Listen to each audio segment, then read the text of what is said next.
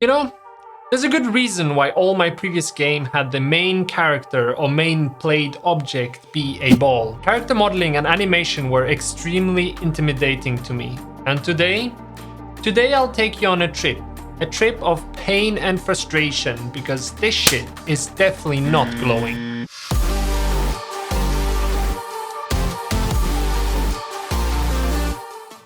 Having made enough game concepts about balls, I decided it was time to get into actual character creation and animation. My initial plan was first to create a character in Blender and then create some simple animations like walking and jumping for that character. For this, I had to warm up my Blender skills, so I jumped into Blender and started modeling. And after 2 quite fun days actually, I made this mini mech army. Feeling fairly confident with my Blender skills, I decided to jump into actually modeling a character now. When modeling a character, you first start with a non-detailed block out of the character you're making. And to be honest, this was pretty simple. I didn't run into any issues yet. The problem started showing up when I tried adding details using the sculpting tool. Like most of you know, I'm not the best at drawing. And as you could expect, sculpting is not very different from drawing, apart of course that it's in 3D, which doesn't make things easier. And as if that wasn't hard enough by itself, there comes some caveat with making a character for a game, certain conditions you need to know when getting started.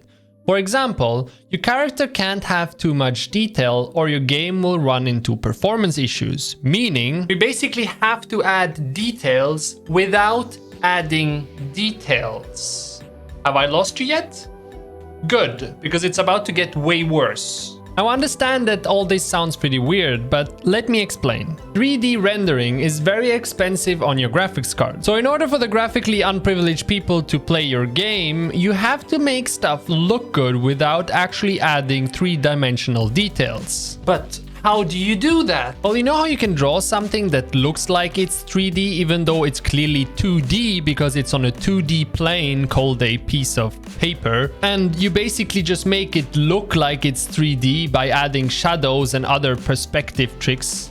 Well, when it comes to 3D character modeling, you have to make a bad 3D model and make it look better by basically adding 2D shadows and lights the same way you would in a regular 2D drawing, but this time in a 3D environment. And if at this point you feel completely overwhelmed, well then I'm pretty happy because I managed to make you feel the same way I did this whole time. Yay to me!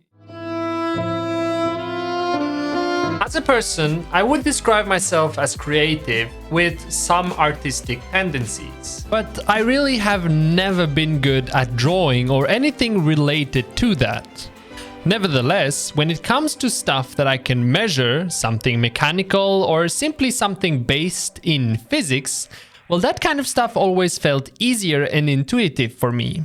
And that's why Blender actually felt pretty good when creating, for example, these mechs or other simple objects. But with character creation, my love for Blender started crumbling. And this is the reason why, after remaking my character 4 times in the span of 5 days, I still didn't feel happy with any of my creations. And I decided to move on and let this one rest and instead spend time on learning how to animate stuff. To be honest, I was pretty excited for this one since I feel pretty confident with anything that is related to keyframes since I use those a lot in my editing. But this turned out to be the complete opposite of what I expected, because around every corner I ran into a new issue. The first one being that you can't actually create fully fledged animations in Unreal Engine itself. You can modify existing animations, but you can't create new ones from scratch. Why can't I just import characters to Unreal and do the rest in Unreal? I'm sorry, but this time you have disappointed me. Oh, glorious Unreal Engine.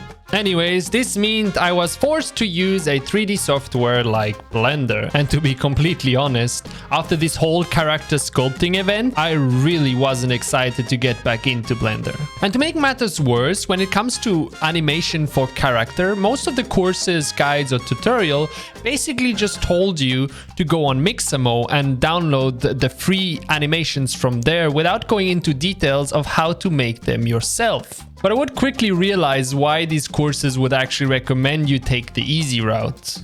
But before we dive more into this subject, I feel like I have to first explain how animating in video games even work. When you see a character moving in games, it's actually not really the character. The character usually is a simple invisible bean. That's why you see so many game devs that start with a bean-shaped character. A bean! On top of that bean, you have a 3D modeled character, which takes over the animation and the visual part of your character. This is why you can still move around, even if your character isn't actually walking. This 3D character has bones that help with animating it, and these bones basically tell the program how the character is supposed to move and specifically what part of the character is supposed to move. So that when the arm bone moves, the arm mesh moves with it. And after getting my motivation up for like a whole day, I exported the default character of Unreal Engine and imported that exact character to Blender. For some f***ing reasons, the bones were all messed up. Hey! Yeah? What the hell is this?